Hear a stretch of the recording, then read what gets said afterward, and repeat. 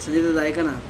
तर मुलाला सोडायला चालू होतो, तर एक रिक्षावाला बघितला, माझा टिका लावलेला होता. तो फास्टमध्ये होता आणि तो चालला होता.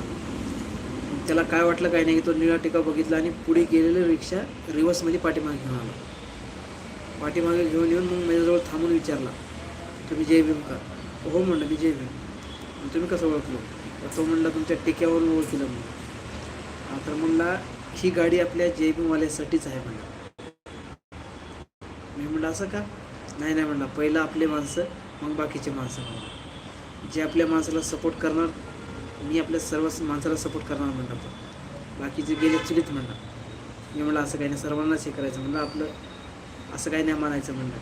तो म्हणला, दादा तुम्ही बसा म्हणला, तुमची शाळा किती लांब आहे? मग मी बसलं. शाळेपर्यंत नेऊन सोडला, 1 रुपयासुद्धा घेतला नाही.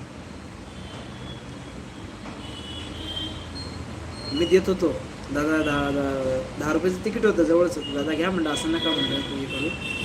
नाही नाही म्हणलं, आपल्या जातीसाठी काही पण म्हणलं.